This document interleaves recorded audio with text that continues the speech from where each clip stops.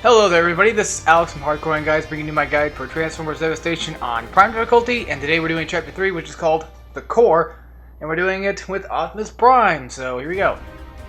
Like I said last time, I'm always going to switch up my weapons.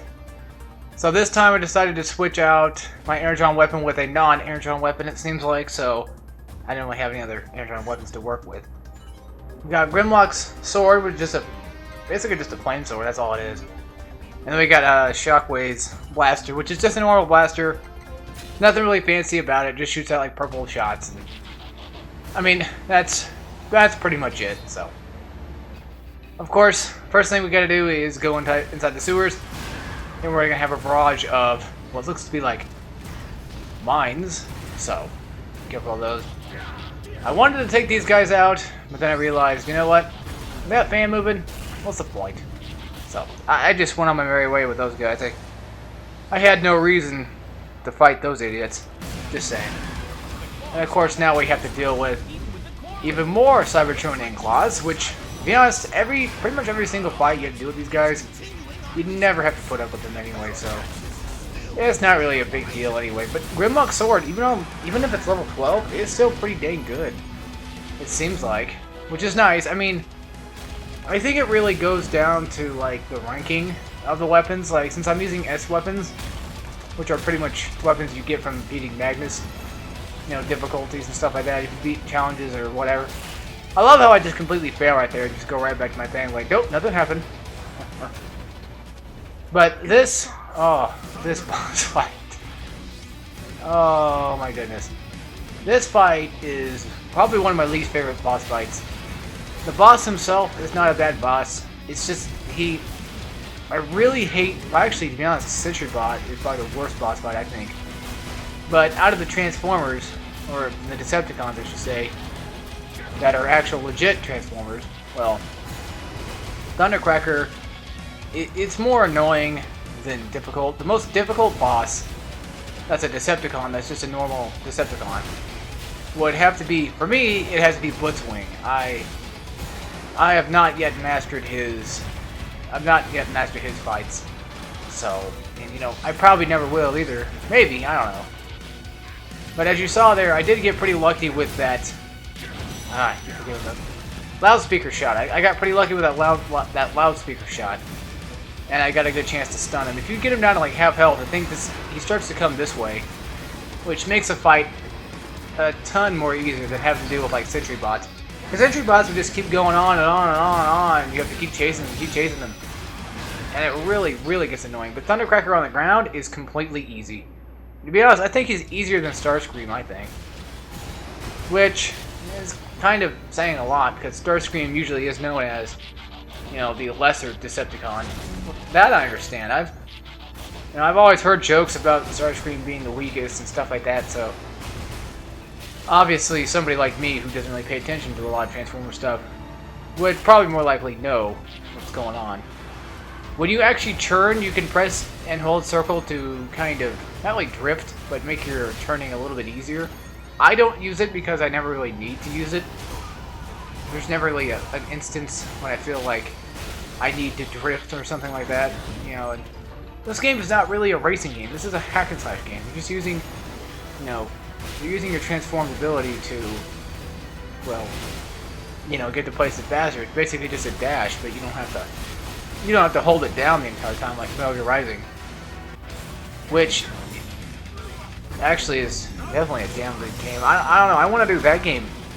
I'd like to do that game sometime, but I probably won't do S ranks for it, because even though S ranks are fun to do on that game, which, you know, I've gotten up to at least R-03, I still have not beaten that one yet. I haven't really started that one yet. I got there and I stopped because I knew it was going to be Monsoon, so.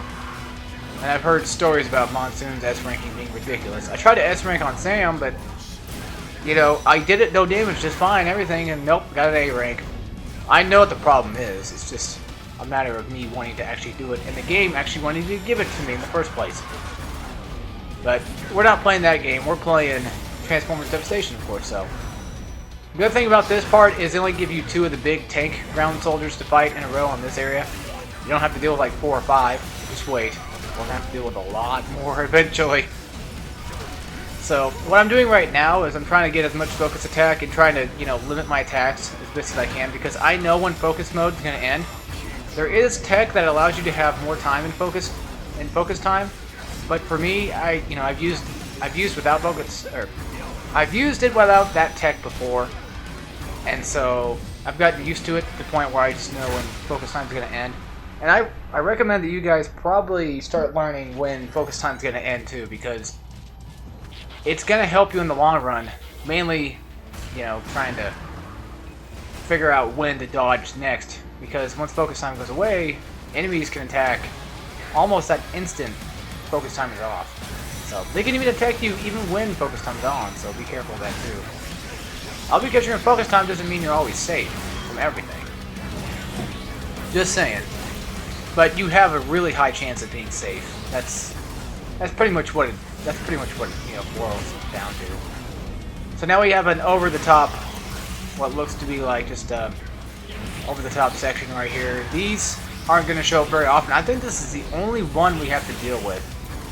But in the challenges of the game, the challenge mode, you have to do quite a bit of these, and I really don't like these over-the-top ones because they limit your view on where enemy attacks are probably going to come from. But I think they got rid of most of the enemies that rely on, you know, front vision. I'm just making crap up to make it sound like I know what I'm talking about. Well, you know when, I don't know, I just do better when I can see my enemies up close. You know, from my field of view and not from the over-top field of view. It's just something that I got used to in this game a lot, and I probably need to get used to this. I wanted to go that way because it was a little bit shorter, but, you know, it doesn't really matter which way you go. If you go this way, either way you go, you have to deal with probably a lot of, you know, these things. But I think, actually, wait, I don't think one is shorter than the other one. I want to say this one is, no, I don't know, because I think they're both the same. I picked this way because this way is a lot easier than, you know, fighting the other way. I've done the other way so many times, I've gotten tired of it. If you go the other way, you have to deal with, I think it was like a bunch of shield enemies. But thank goodness, when you do a vehicle attack, you can double jump while you're in air if your vehicle attack stops while you're in air, which is so nice. So nice that this game would like to do that.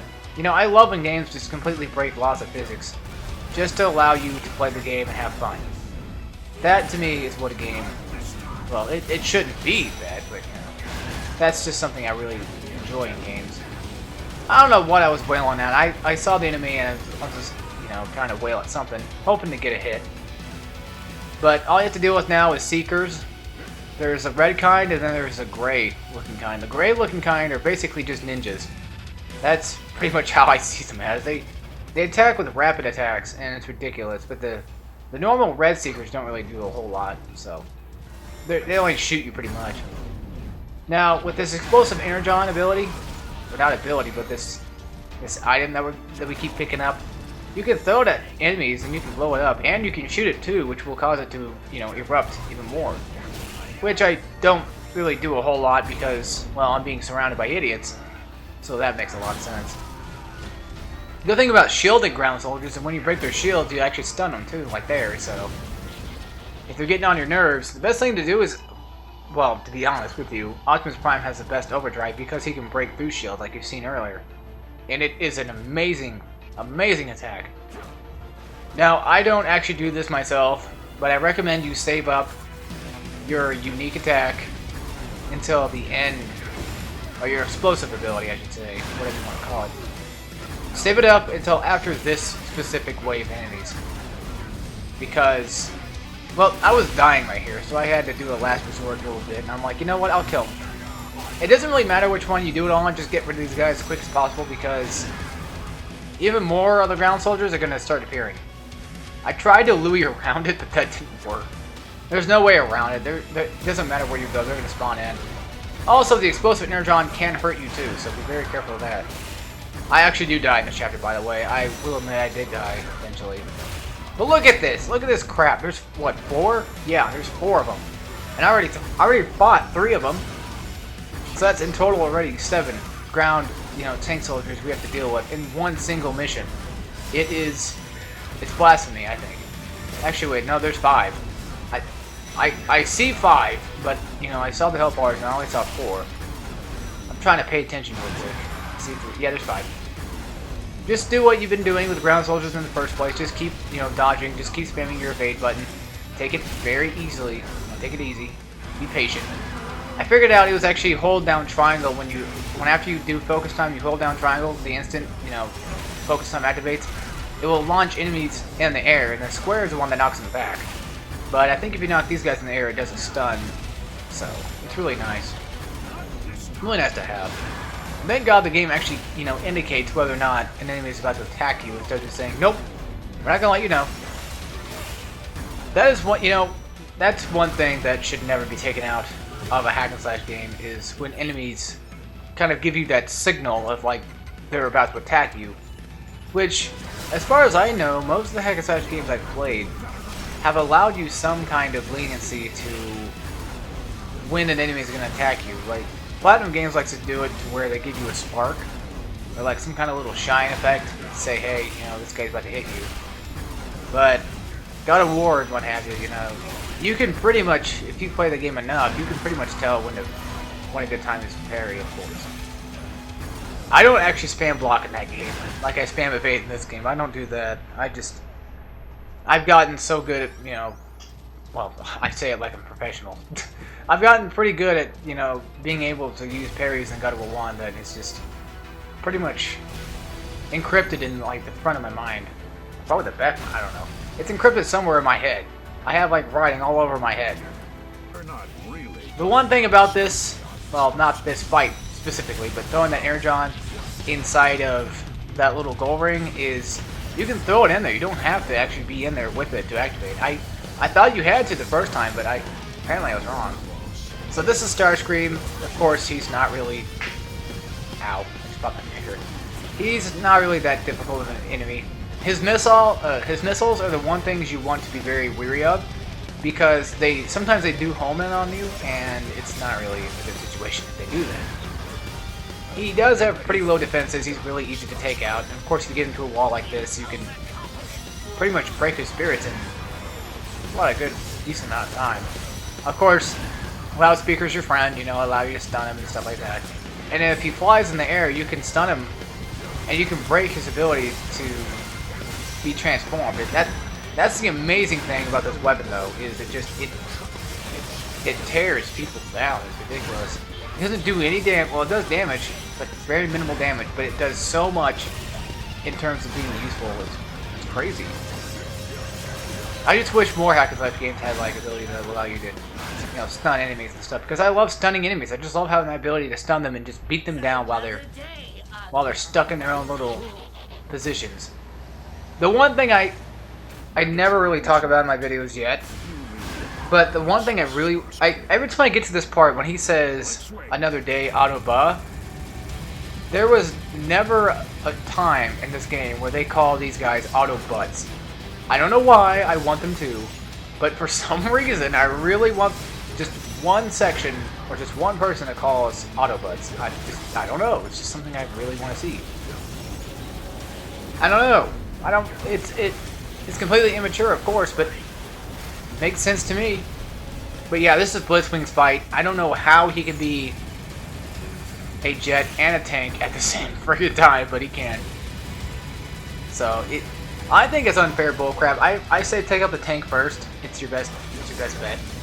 And then after that, just worry about the jet, because the jet's not really that hard to take out. You just use your machine gun, beat him down. Obviously, I'm trying to be MLG over here and try to beat him up, while being in the air, and of course try to get my little focus time going in here. Because the way the ranking works in this game is, the better your time, the less damage you take, and if you just not really spam, but if you get a whole crap load of different moves like parries, reversals, and stuff like that, and vehicle attacks, your points will go up majorly. And the game's heavily rewarded on points, kind of like, Metal Gear is. But Blitzwing, oh my god, Blitzwing. This is one of those fights I just am determined to hate. Well, I like him as a character, but man, watch this. Like, you go in focus time, he can still combo even though you're in focus time, so he's still wailing away. You can't break his combo. The only way I think you can break his combo is by stunning him. Right there was perfect. Frickin' perfect unique attack. That was perfect. Oh my god. But yeah, he has the ability to transform into a tank and of course a jet.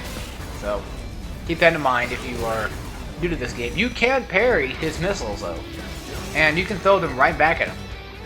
To parry in this game is basically how you do it in Bayonetta, where you hit up on the analog stick toward the direction of where an enemy's attack is coming from, which might not make any sense to a lot of people, but trust me, when you start looking into it, you'll figure it out for yourselves. It's pretty easy to understand, and it just takes some time. Basically, think of Metal Gear Rising's, keep hitting up and square. Instead of hitting square, you want to hit just up. That's pretty much what it is. It's very dangerous too, I think. I think parrying this game is quite dangerous to do because the enemies attack so freaking fast. Well, the reason they attack so fast is because the higher the difficulty, the higher the speed. Well, the enemy speed's been upgraded tremendously. So, I'm so used to not having the ability to, I don't have to ever really worry about, keep evading. But now it's like I have to keep tapping it or else I'm going to die. This part's kind of annoying, but it's pretty easy to get past because he'll just start throwing ice strikes down on the ground. And not really a big deal, I don't think. Obviously, try to use focus to build up as much of a unique attack as you possibly can, because getting rid of Blitzwing the fastest you... Well, you want to efficiently get rid of him too. Which is why I had the loudspeaker always on. You can't actually do it when he's in tank form, though. When he does that charged tank form, you can't get him out of it. So keep that in mind. Just, like I say, with those ground soldiers, as soon as you get out of focus time, start dodging again. That way, he doesn't hit you with a combo. But there's my ranking screen. I got a B, I suck. We got 4 more chapters to go, and we got some new weapons. I decided to go ahead and sell off some weapons because my weapon inventory was too full. I want to show you what happens every freaking mission I do, is I have to keep selling these stupid weapons. Eventually I just sold up like a whole crap load. But anyway, folks, I'm going to see you in chapter 4. And take care, everybody.